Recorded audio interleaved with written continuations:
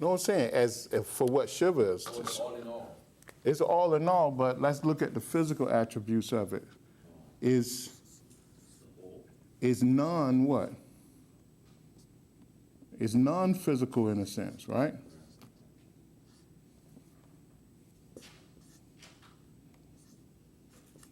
Because it's what? It's what?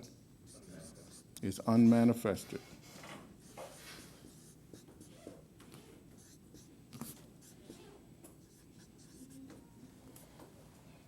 But what we're told is that Shiva releases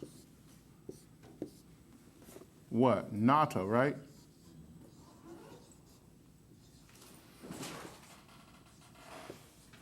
At this point, Nata is known as Vak,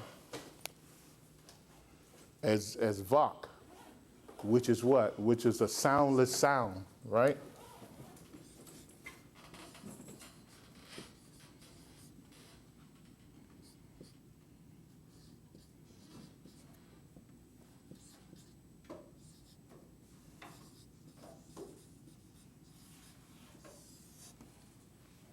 You got your thing, the eraser?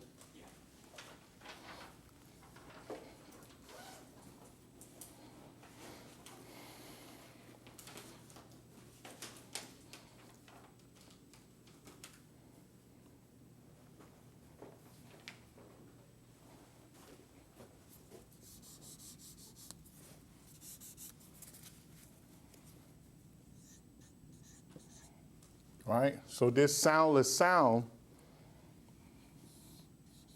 is the thing that releases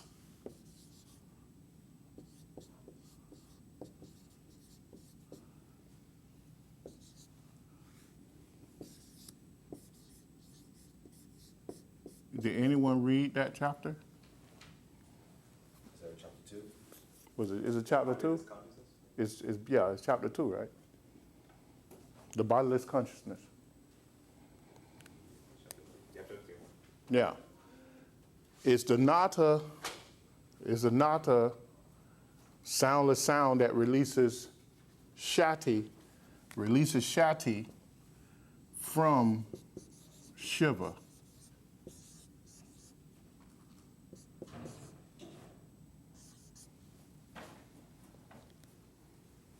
Right?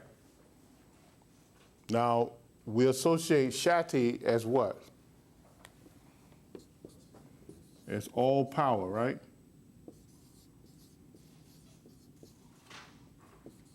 And it's all power manifested.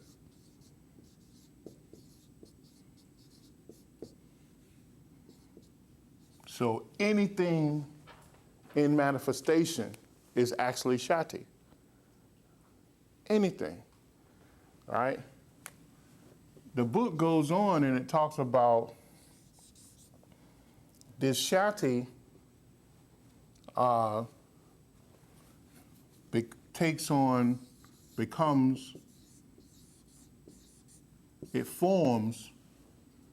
the Shakti along with Nata, forms the Bindu.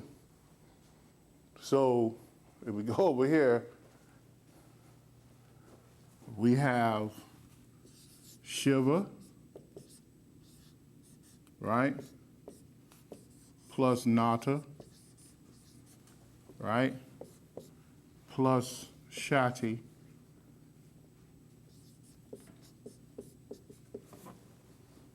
Equals Bindu, right?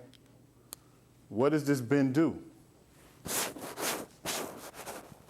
Right? The books talks about Bindu because Bindu becomes the vehicle that what? That actually sustains all life, right? Because behind the Bindu is soul, right? And spirit. In fact, it becomes the point from which soul works on the behalf of spirit.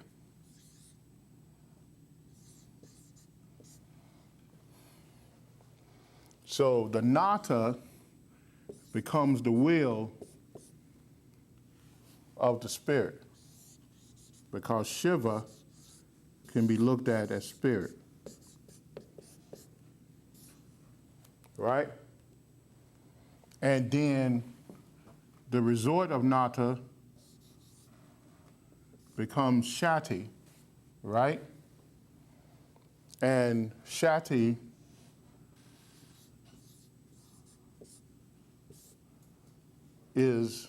can be considered the thing that helped produce the soul, which is the body of spirit.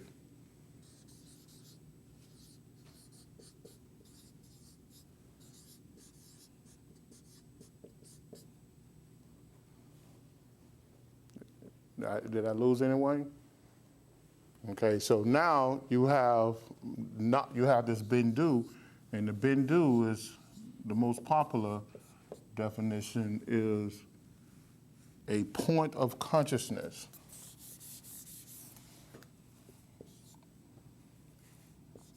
Point meaning origin or beginning.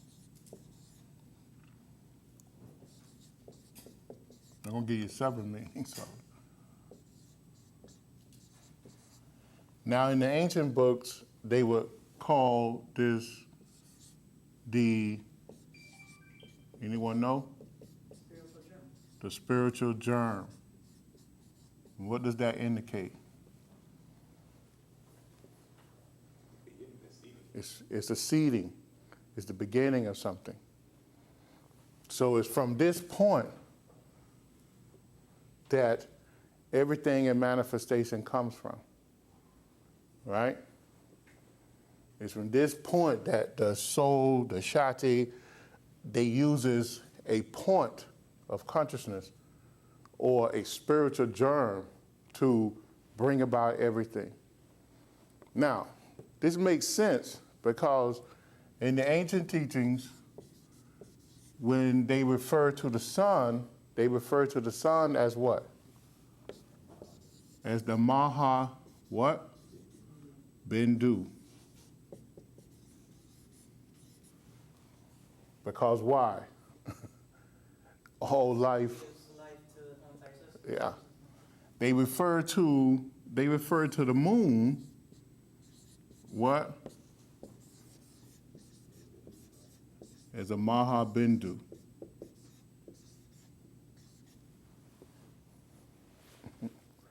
And they refer to a planet or Earth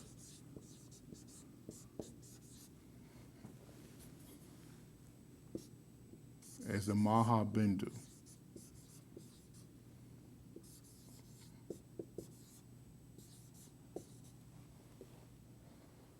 Right?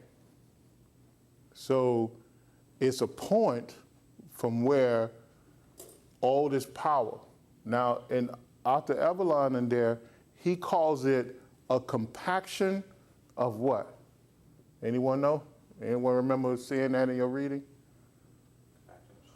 A compaction of Shakti. I hope this is right. Compaction of Shakti. That's how he describes this Bindu when he talks about the sun. Right? He goes on even further later, I don't know if in that chapter in the book, but he talks about the fact that the energies and consciousness is extended and it's spread through nata, right? Through nata. And one of the great examples he gives is that he says that he talks about the AUM.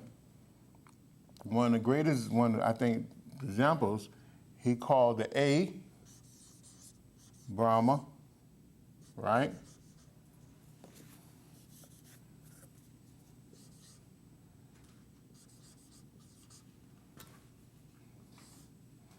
He called the U,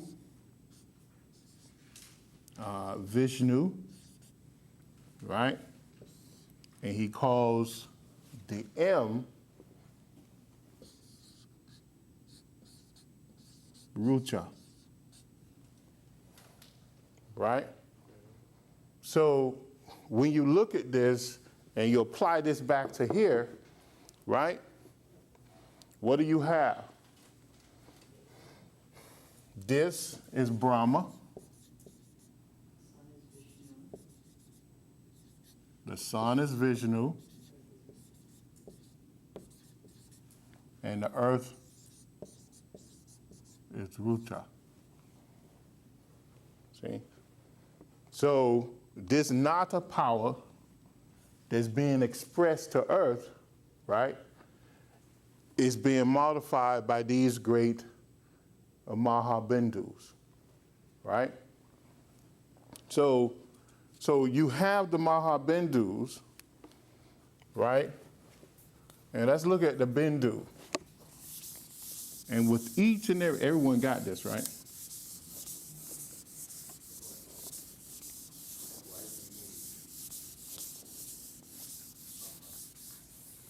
What is the moon? What is the moon? Huh? Wisdom. I'm saying, what is the moon?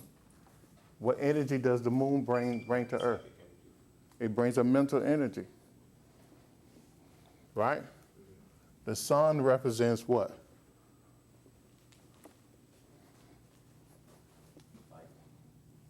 A compaction of Shakti.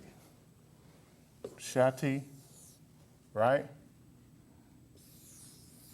Shiva and Nata equals what? The sun is far above consciousness or mental activity. You understand?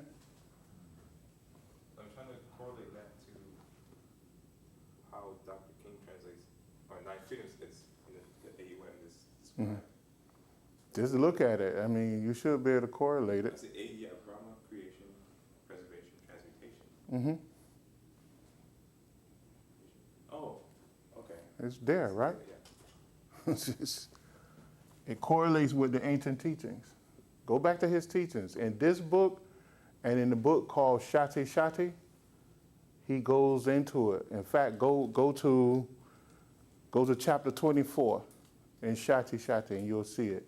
He goes into great detail on it.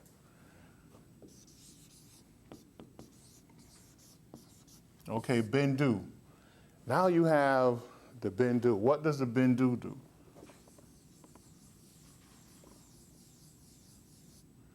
Within every chakra, right, the Bindu makes itself present, right? How does it do this? It releases Nata. It starts the same process that went on here. Takes on the Shiva form. Yes. That's why it's motionless. That's why it's motionless. The Bindu, once the Bindu comes into, it takes on a Shiva type quality of itself. Okay? So, and then it releases the Nata, right? And when it releases the Nata forms the BGs, right? In other words, it creates the seeds.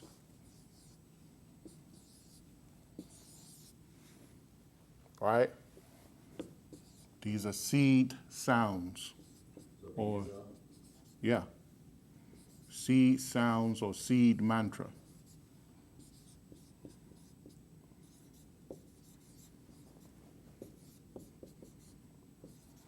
Because it captured the great sound from the sun. The sun releases the sound, right? And we look at it, the sun releases the sound, which is nata, or the AUM, okay? It's modified by the moon, right? Part of it is modified by the moon, and part of it goes directly to the earth. And then another part of it, the part that's modified by the moon, stimulates the earth. You have part of it that goes to the earth to help create the atmosphere of the earth, right? Then you have another part of it that goes to the moon, and it goes in the atmosphere and in the earth itself. And then you have another part that goes directly to the earth, and the earth modifies it. Okay? So, and that's how the whole atmosphere of the earth, that's how everything we get is sustained by the earth. I mean, sustained by the sun, the moon, and the earth. So, in the book, he talks about this. You have the BGs, right? And then from there, the energy that's been stored inside of there's the Shakti that's been turned into what? Nobody? Kundalini, right?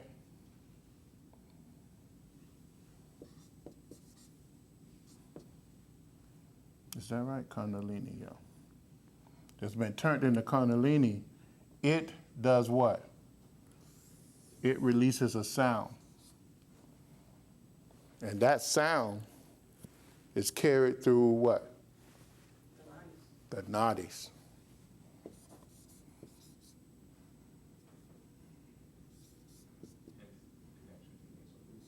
Huh? Hence the connection to nasal breathing. And this energy, when released, I think it's called, you can check it.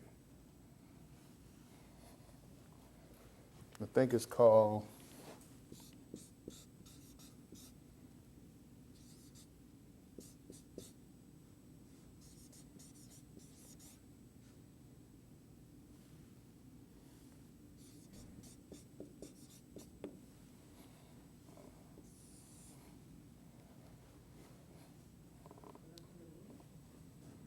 you put this in front of it when it's released. Because this relates to the nata, to the sound, to the sata Kundalini. It becomes sata Kundalini, in other words, if you want to use that.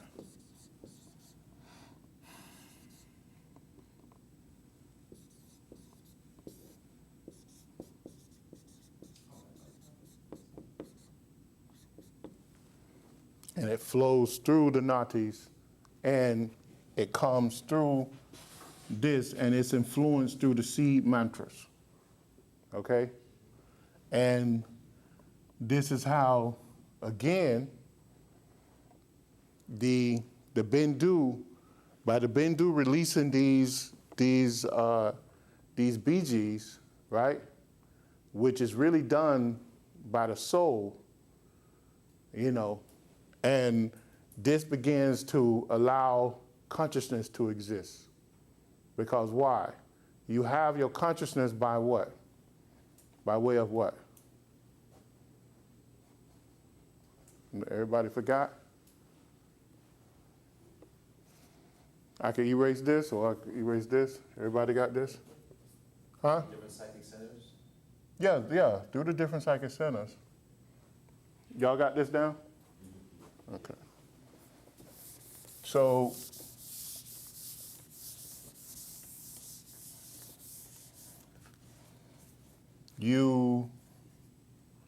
what I was going to talk about? Oh, consciousness, right? Yeah. We go back to the old teachings I gave you all, and when I do it, you'll know what I'm talking about. Right? Right. This is a minor. No, this is minute, right?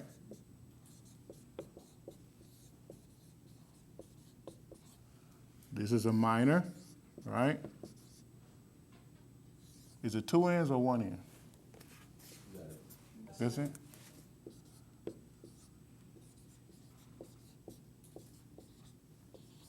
And this is a major.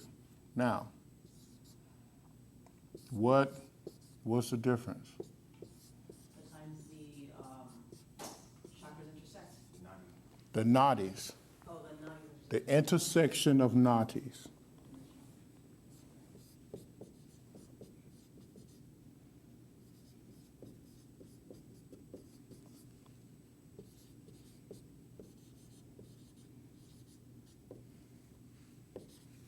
All right. When the nadis intersect 7 times, you have a minute chakra. When it intersects 14 times, you have a minor chakra. When it intersects 21 times, you have a major chakra. Now, this is how consciousness is formed, through the intersection of a positive and negative nadi. Allows you to have different levels of consciousness, allows you to function as we do in a self-conscious state, or in what's called a embodied consciousness, okay? All right? So this is what forms the etheric body, or the mental bodies, all right? Yeah. I think about it probably not, but is Shunda the only nadi or group of nadis where there are no intersections?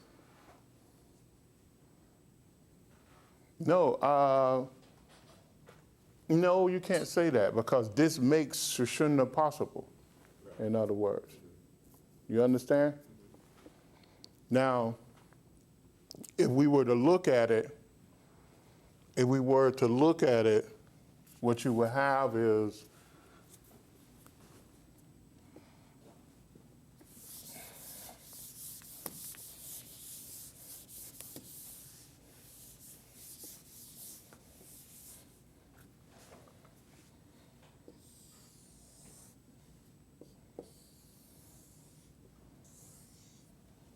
this is your aura, right? And if you were to look at it,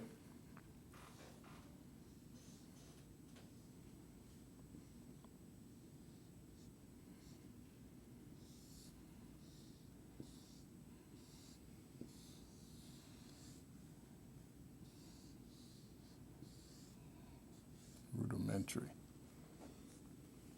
What you have is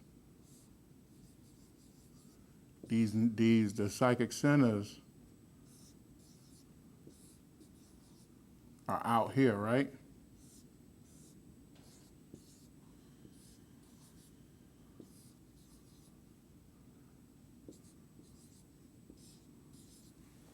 Right, you have these,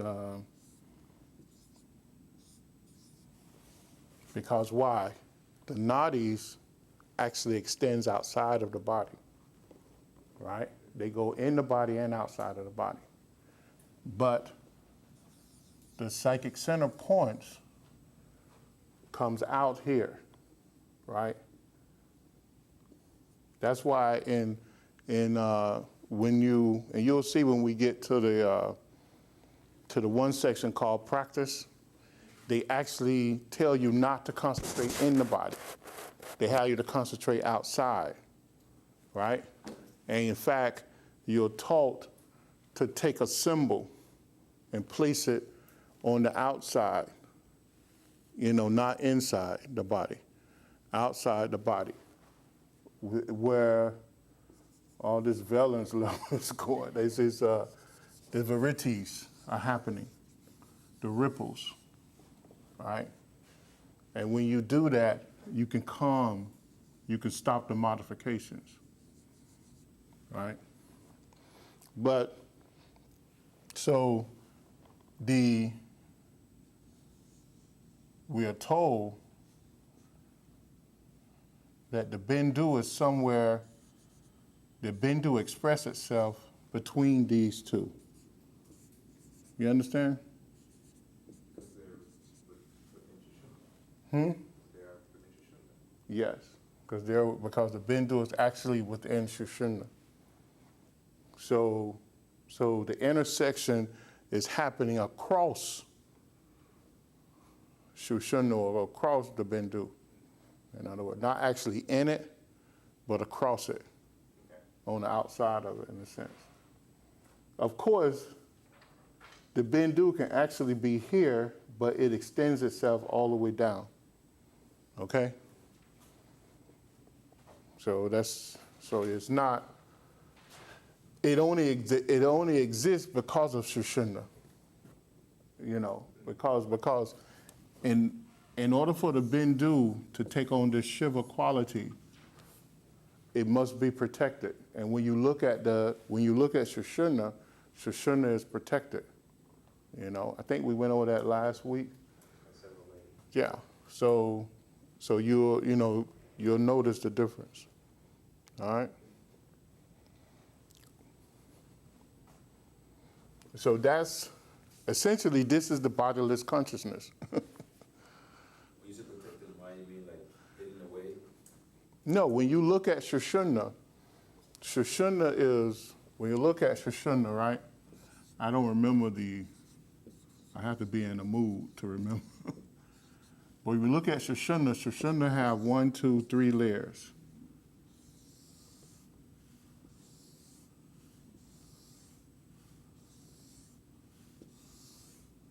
All right? And in the middle, this one right here is called the Brahmanati.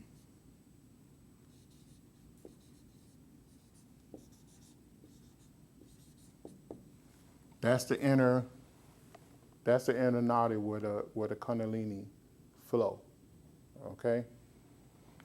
And then you have one called, I think you can correct me, someone, if you're looking at a book.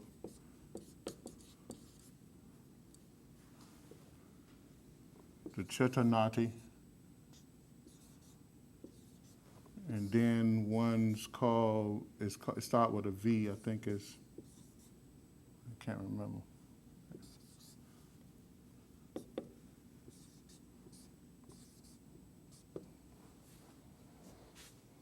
Something like that, right? You gave us a handout. Yeah, I gave you a handout on it. And these are the 3 natis. This is the center nati, right? I think this is the nati after that, and then this is the outer nati. And those are things that form the Shushuna. And you have one with a very hard substance, and you have one with this brilliant light. But it's like, I think the one on the hard substance, it has a crystal, not a crystal, a diamond type surface or substance to it. That they said it holds how many thunderbolts and light in it? 1,000 suns or whatever. And it's protected with these barriers so that nothing can enter, nothing can interact with it unless the soul or the Bindu allows it to happen. I think that's why Dr. King one time he said that you had some metaphysicians or some scientists, some metaphysicians, so-called theosophical people that actually took electricity, and they took a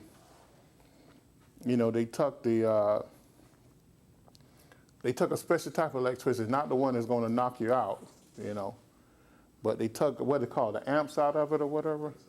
and they went and charged in their spine, the bottom, trying to break the Kundalini loose and put all this, and nothing happened.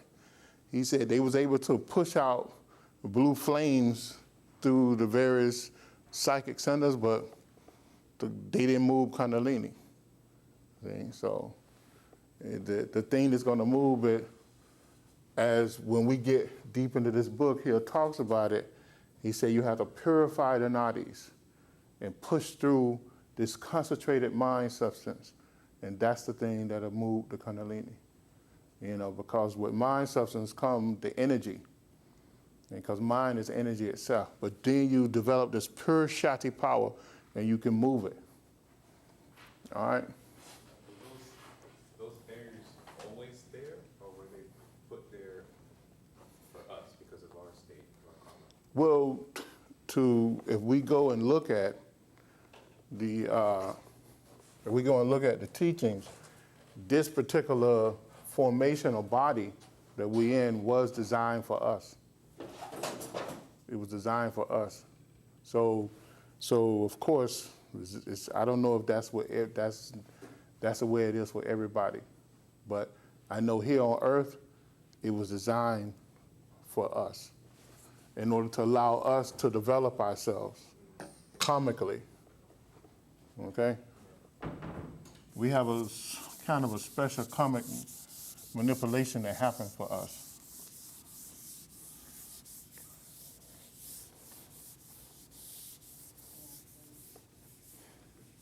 Any other question?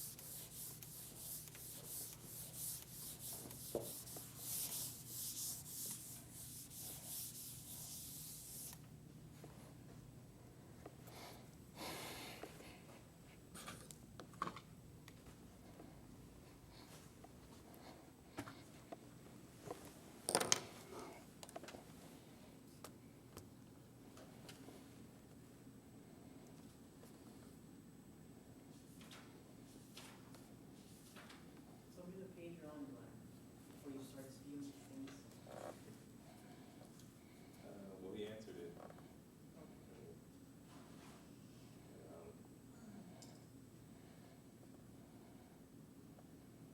Page 43, footnote 4.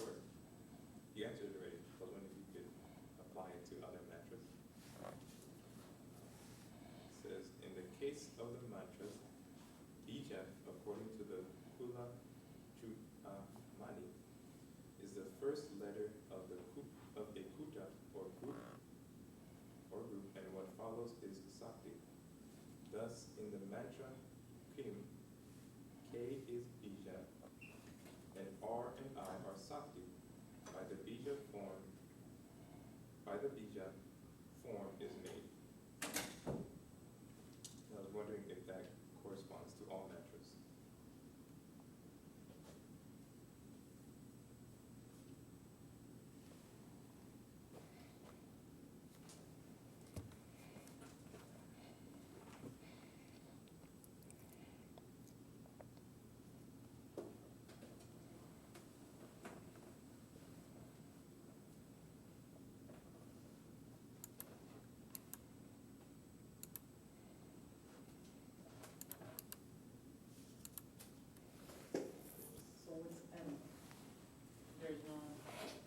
It's neither nor or 'cause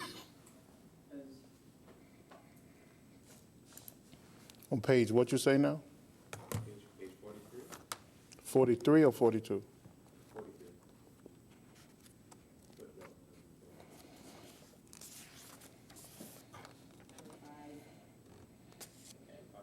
No, 45. Well,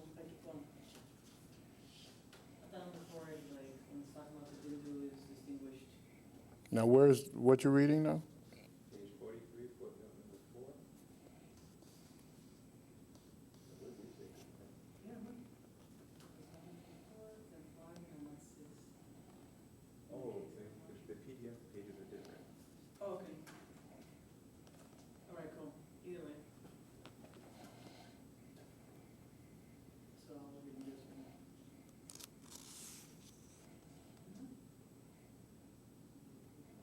Oh, that's right. Okay, so either way,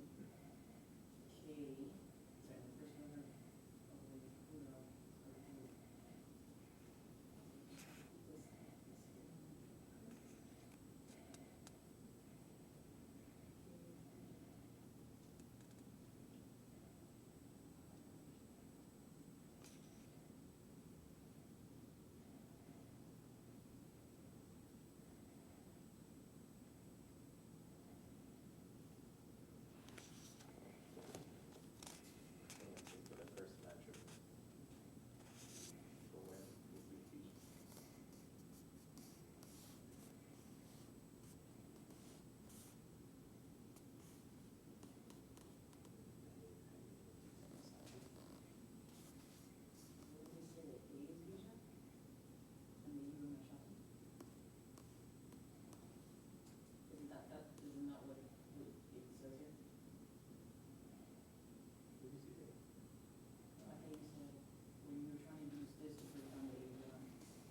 No, I'm talking about, no, so the first mantra we said.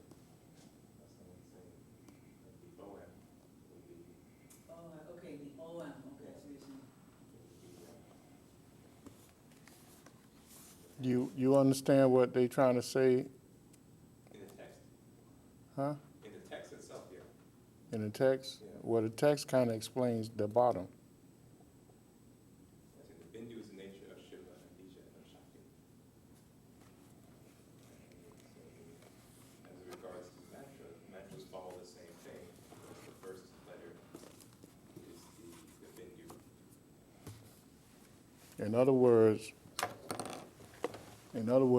if you what he's saying is, I just said that up here. Bindu, there's 3 Bindus, and you have the Bindu itself, right? Then what's the second Bindu he said you have?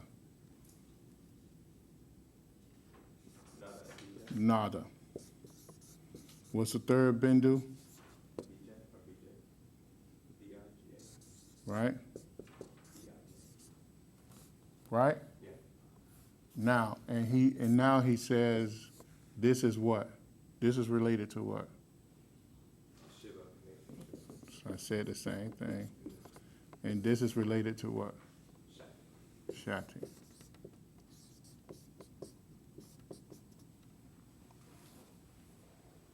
Right.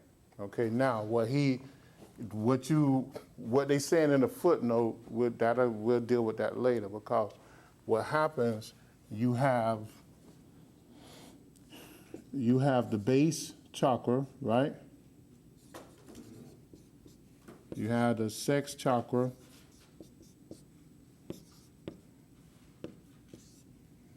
You have the solar plexus chakra, right? And then you have the heart chakra. And you have the throat chakra. And then you have the Christ chakra.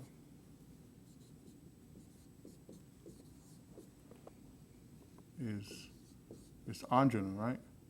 Or is right? So each one of them have this have 4 letters, this has 6 letters, this has 10 letters, this has 12 letters, this has 16 letters, this has 2 letters, right? So to make a total of 50 letters. Now, what does all these letters mean? These letters are what? Right?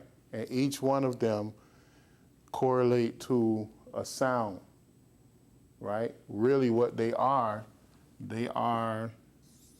the original what? Huh? I guess that's how you talk. Oh.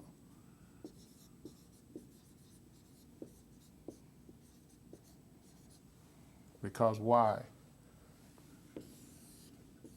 They are seeds of what? Consciousness.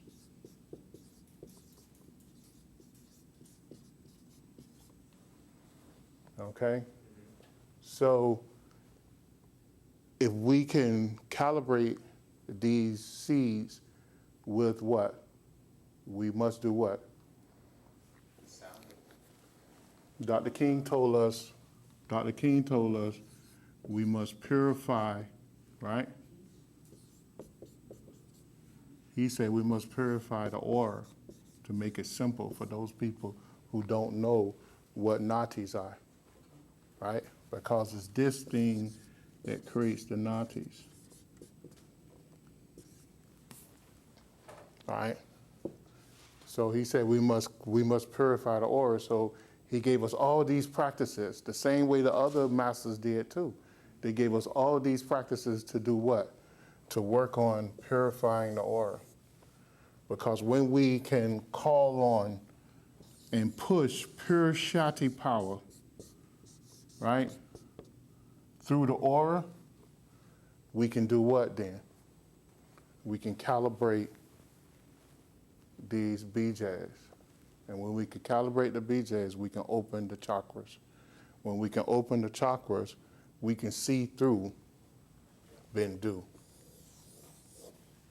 which is the all knowledge space.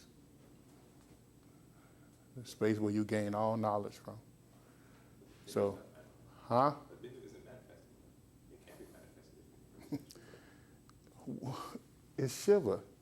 You bathe in the light of the spirit. You want me to make it real simple? You bathe in the light of the spirit. That's what Mabel Collins in her meditations and Dr. King came and confirmed. He said the soul is bathed in the light of the spirit. When you can calibrate all these BJs or petals, when you can calibrate them in the chakra, then what happens? You with pure, it has to be pure Shakti power. Then what happens? You can open that chakra and you can see through Bindu. And you have the sight, the sound, the taste of all knowledge space. In other words, you're connected with your soul, right, on this world and the unmanifested world. Because you can see all things at that point, through that particular level. So each BJ, what he's saying, has a particular sound to it. It has a particular letter connected to it, and that's what he's trying to say. All right? That's what it says on page 46. The Kamakala is the root mula of all mantra. That's what Yeah. Because it is, when it releases that sound, that's when it becomes that.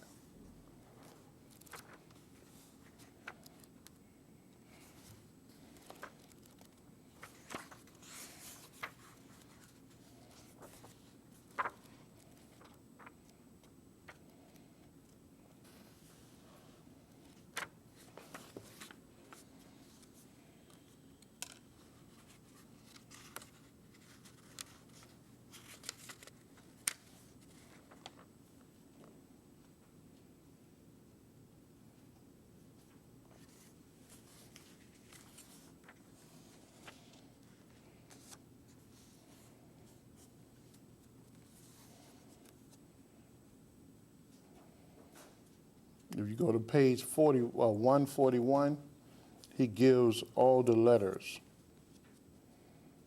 but he gives them. He doesn't. He gives them. He doesn't give them.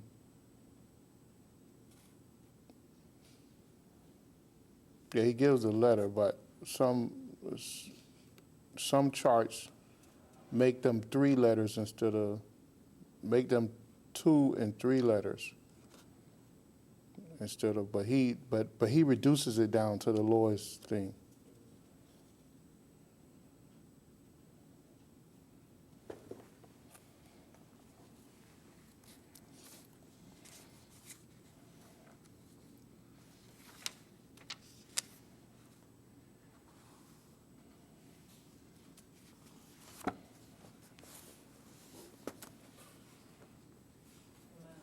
Mm-hmm. Within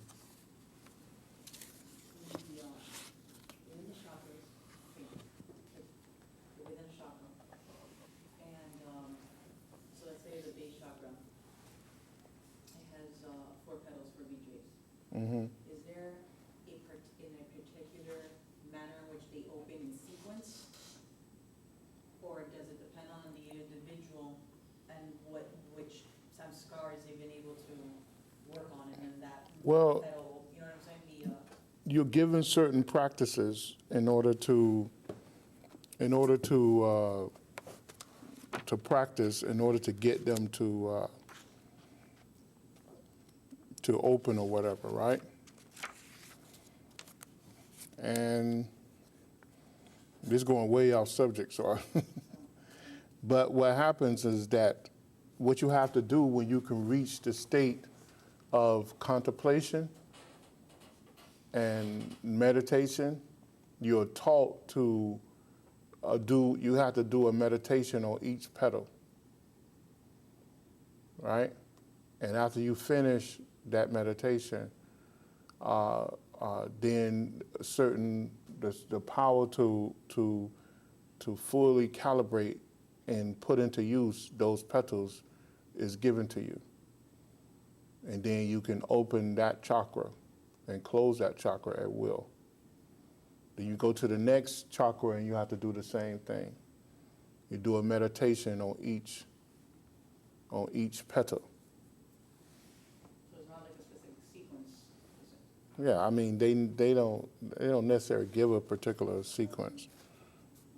I mean, not publicly they don't, because it's really dangerous. We're going into dangerous territory now. That's why, some people come and say, "Oh, you gave me the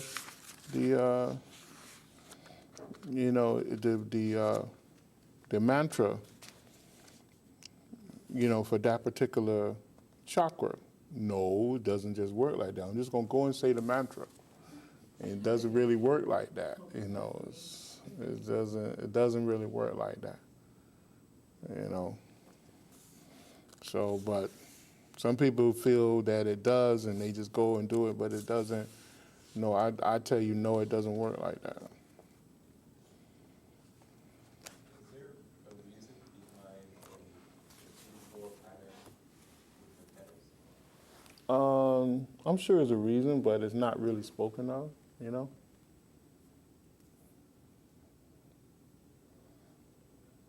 What they do, I mean, you'll see that 2-4 pattern, and then it's all reduced down to a 2 when you get up to the top, which comes back and divide.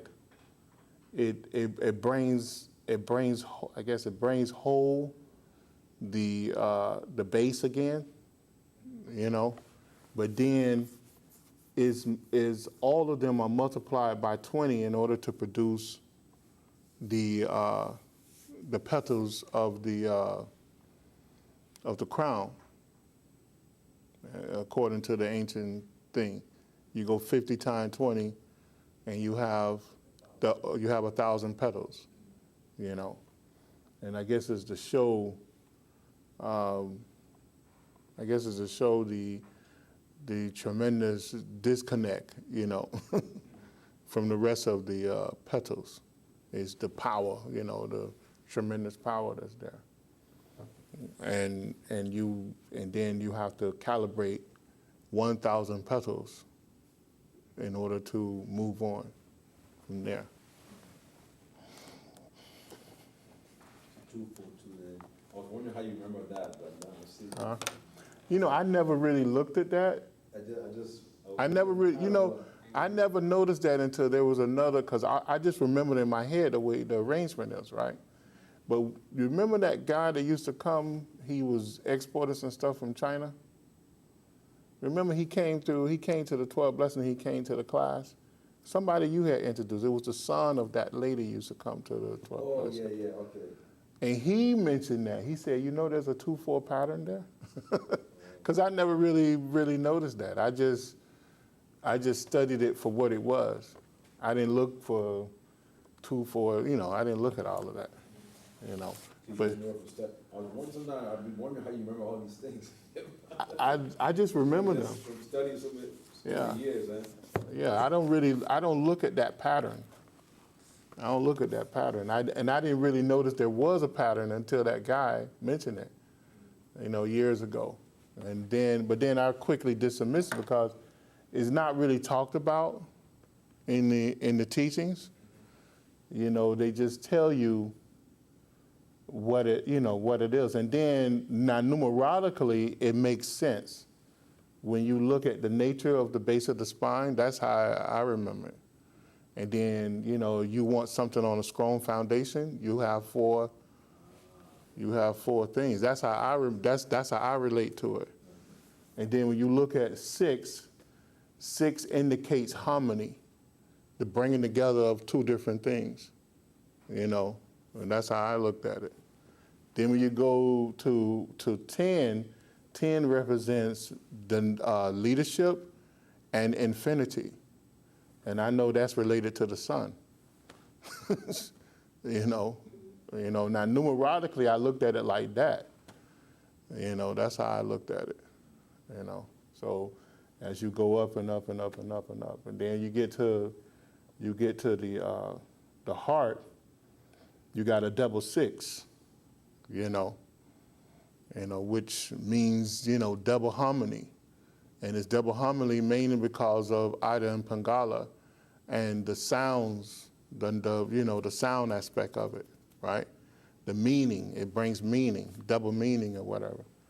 It brings meaning to everything. And then you get to the 7, the throat center, you got 7, you got 1 and 6, right?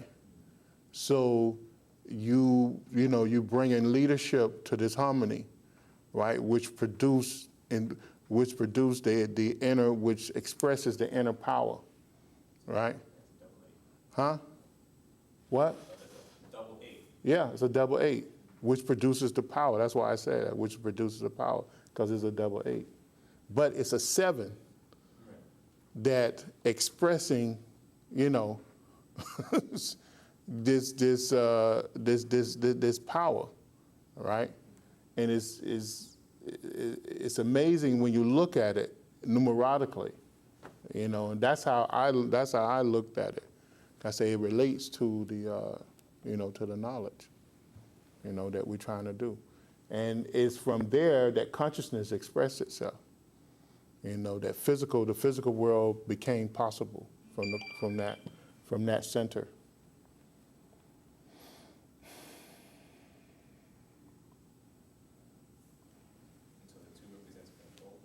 The 2 represents control, actually cooperation. Cooperation, that's what it represents. And you know, the 2 is the command center. I mean, the Christ center is the command center.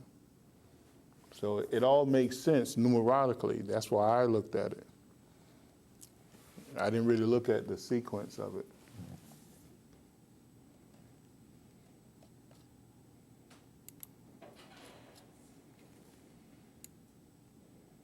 But that still comes back to the knowledge too, right?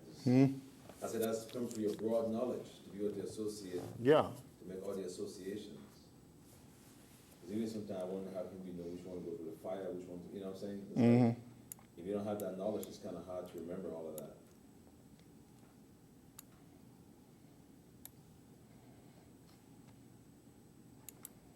So is there any other questions?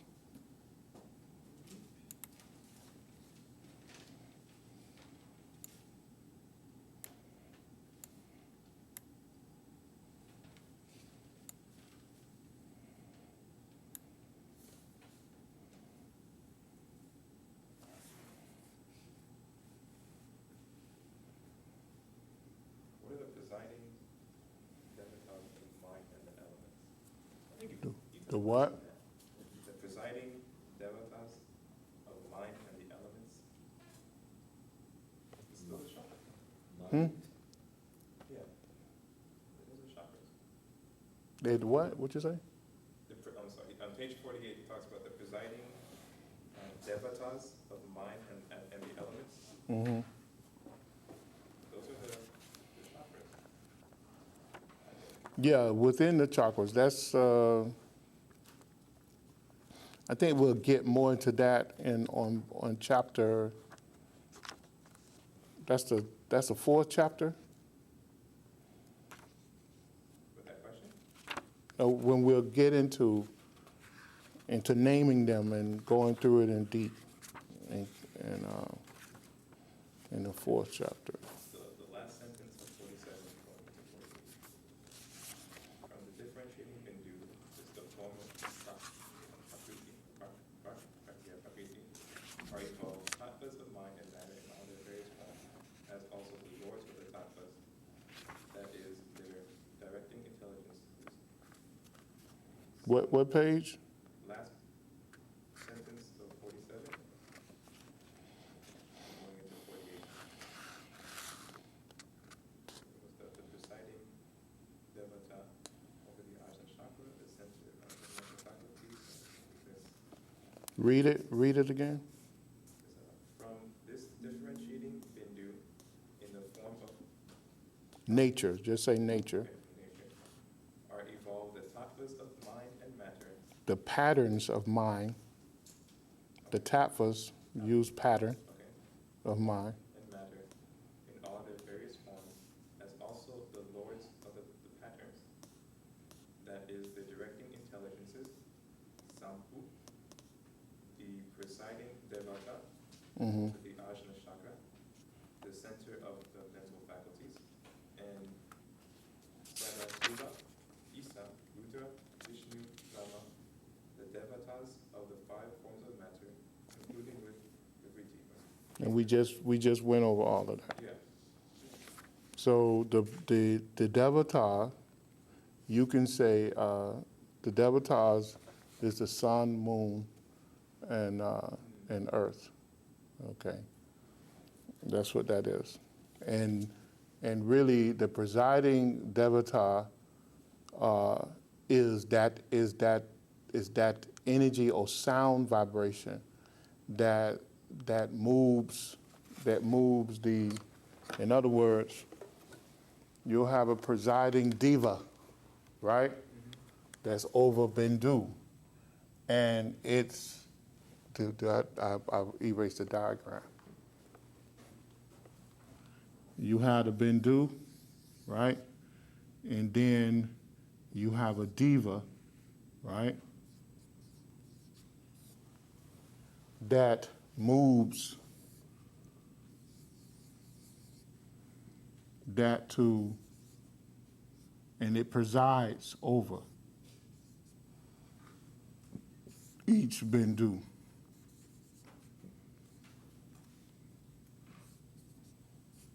Right? And then you have another diva, and I really don't want to get into this. You have another diva that makes up this, okay? So what does all this mean? Gatekeepers. They're the gatekeepers. I think I went into great detail with you all on this before. Okay, so this is the Bindu, and the Bindu, there's a major presiding diva that's over this, and this is where this comes in at. I can't remember all of them. But that's their names, in other words. You know, each chakra has that mantra. That's their names. This is the presiding devata. But it represents, it's a representative of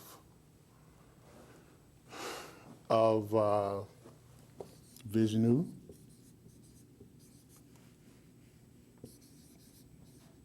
Brahma, or Rucha. You understand?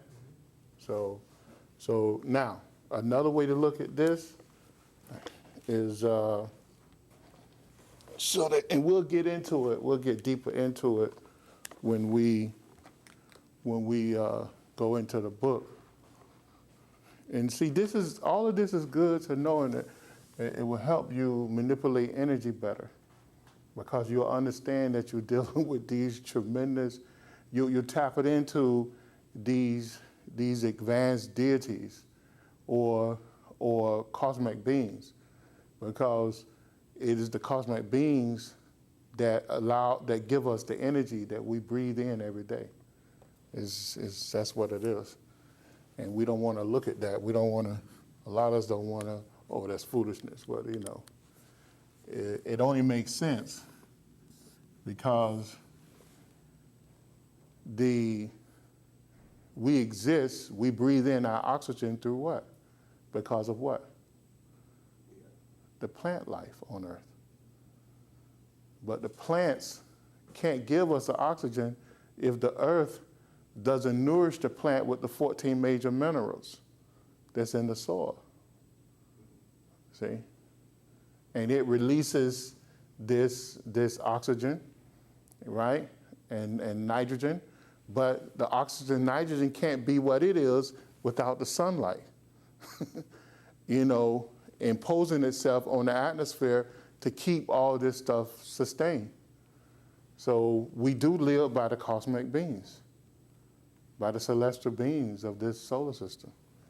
But scientists, they want to dismiss this, but the only thing they telling us is the chemical composition of ourselves. This was the ancient teachings telling us. They're giving us the chemical composition of it.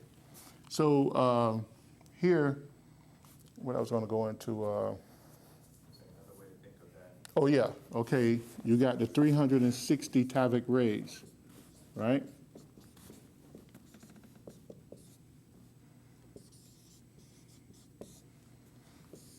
That comes to Earth, right?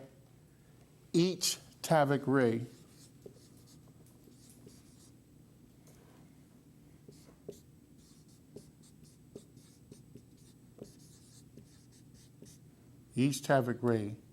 has a deva connected to it. Each Tantric ray. So there's a residing deva over each Tantric ray. So that's one way. And when the Bindu releases, there's a residing deva over this point of consciousness. And then there's a residing deva over each BJ. And then if the BJ there's a residing deva over each BJ. So that's one way to look at it. And then what I was going to say, and when you have a particular, because each chakra may have 56 or 72 or 64 Tantric rays running through it, then you have that many devas associated with that. You know? So essentially that's what he's talking about. But instead of going into all that, I gave it to y'all in a simple way, and then we can explore that and go into it when we get deeper into the chapter that really gives the details of it.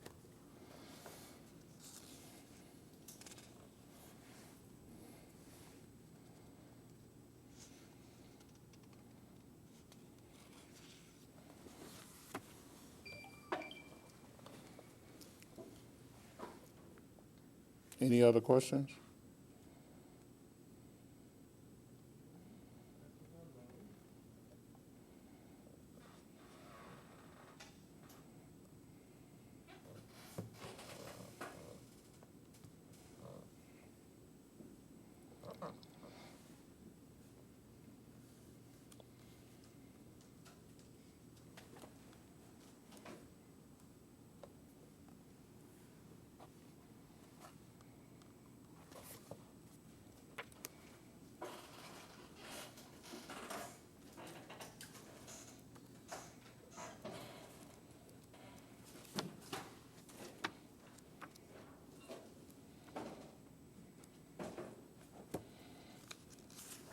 So y'all ready to go to the next one next week?